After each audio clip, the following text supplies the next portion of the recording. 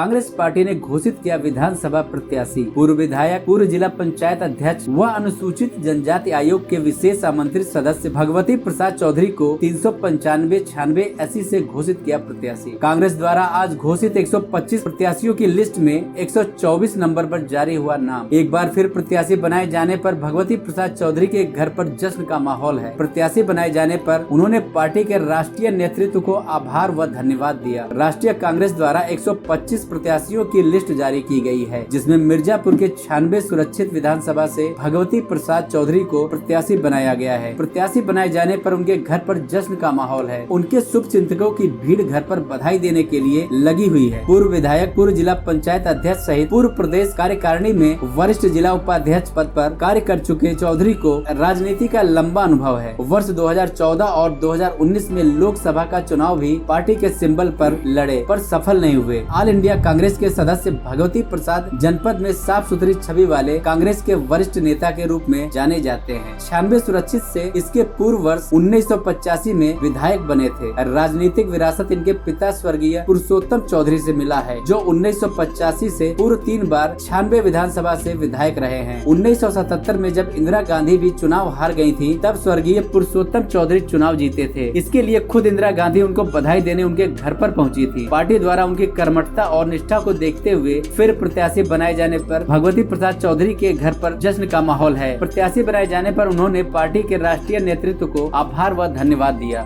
बहुत बहुत धन्यवाद। हमारे परम पिता परमात्मा की कृपा है कि राष्ट्रीय नेतृत्व को मैं व्यक्तिगत रूप से तहे दिल से उनका आभार व्यक्त करता हूं कि हमारे कामों को देखते हुए, हमारी पार्टी के प्रति निष्ठा को देखते हुए पार्टी ने हमेशा हमें मान दिया, सम्मान दिया। 2 बार लोकसभा लड़ाया और विधानसभा में भी दिया है और इस बार भी मौका दिया है। और जब से मैं 1 साल से लगातार कंटिन्यूअस क्षेत्र में ही काम कर रहा हूँ और ईश्वर से प्रार्थना करता हूँ कि जो हमने मेहनत की है उसे हमें सफलता मिले, ताकि मैं पार्टी के विश्वास पर खरा उतरूँ। क्या मुद्दा रहेगा आपकी विधानसभा में? देखिए, हमारी पार्टी का तो केवल चुनाव में मुद्दा नहीं रहता है। ये पार्टी देश के लिए, प्रदेश के लिए, आवाम के लिए, उनके सर्वांगीण विकास के लिए, देश को आत्मनिर्भर बनाने के लिए, जब देश की आज़ादी की लड़ाई लड़ी जा रही थी, तब कांग्रेस ने उसमें महत्वपूर्ण हिस्सा लिया और देश को आज़ाद कराया। पंडित नेहरू का आगमन होता है, प्रधानमंत्री की हैसियत से उन्होंने देश को आत्मनिर्भर बनाया। इंदिरा गांधी का आगमन होता है, इंदिरा गांधी ने श्वेत क्रांति, हरित क्रांति, पीली क्रांति, नीली क्रांति, इससे देश के किसानों से लेकर के दलितों को, अल्पसंख्यकों को, सारे समाज के सर्वांगीण विकास के लिए न केवल बात की बल्कि योजनाएं बनाई, योजनाओं को धरातल पर उतारने का काम किया।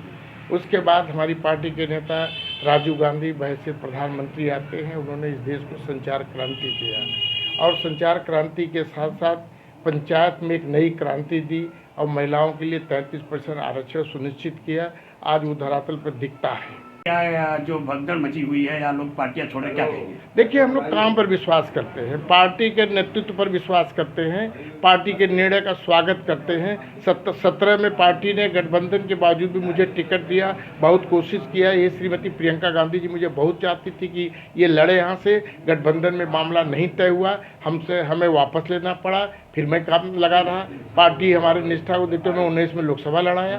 तो हम तो पार्टी के प्रति एहसानमंद हैं। नहीं, जैसे स्वामी प्रसाद मौर्य बीजेपी छोड़ दी है, इस पर मतलब प्रदेश देखिए, ये लोग नारा तो देते सामाजिक न्याय का, लेकिन ये लोग मुनहसर करते हैं पारिवारिक न्याय पर, पारिवारिक आय पर।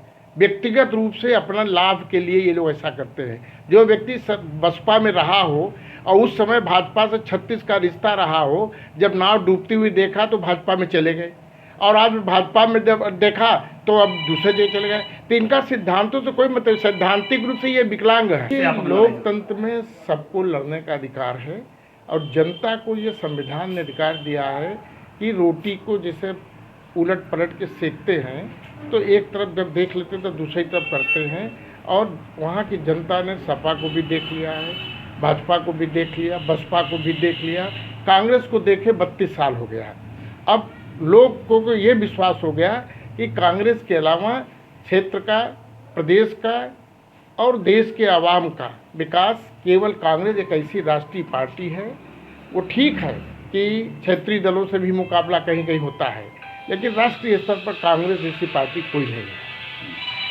बताया जाता है कि जनाधार कांग्रेस कुछ नहीं है, कैसे आप वहाँ बनाएंगे? देखिए, हम तो अतीत से प्रेरणा लेते हैं। सन 74 में हमारे पिताजी को जब ये सीट पहली बार रिजर्व हुआ तो उनको टिकट मिला। अब बिरादरी का मात्र 14 से 15 से वोट उस समय पूरे विधानसभा में था। आज तो 10,000 के करीब हो गया, 12,000 हो सकता है। 74 में पिताजी जीते, 77 में जब बड़े बड़े नेता हार गए तो वही जनता, वही क्षेत्र, वही भौगोलिक स्थिति, और फिर वो जीते। और इंदिरा गांधी हमारे घर पे आके हमारे पिताजी को बधाई दिया, आशीर्वाद दिया। उनको खुशी हुई कि ये कैसे एक शेड्यूल कास्ट का व्यक्ति बिना जाति आधार का जीत गए। फिर 80 में भी जीते वो, 85 में मैं जीता, वहीं से जिला पंचायत सदस्य हुआ, 2 बार जिला पंचायत अध्यक्ष हुआ। बेटा भी अभी उसी क्षेत्र से जिला पंचायत सदस्य हुआ विपरीत परिस्थितियों में। तो हम तो ये मान के चलते, मुझे दृढ़ विश्वास है कि हमारे फॉलोअर हैं, हमको चाहने वाले हैं, क्योंकि उसका कारण ये है कि और लोगों के लिए राजनीतिक क्षेत्र है, लेकिन हमारे लिए ये मंदिर, मस्जिद, गिरजाघर, गुरुद्वारा है। हमारी आस्था है, विश्वास है उस क्षेत्र पर, और उस क्षेत्र का हमारे परिवार पे एहसान है, और हम उस एहसान से दबे हुए हैं। जब तक बस चलेगा उनकी सेवा में हम कोई कोर कसर बाकी नहीं रखेंगे।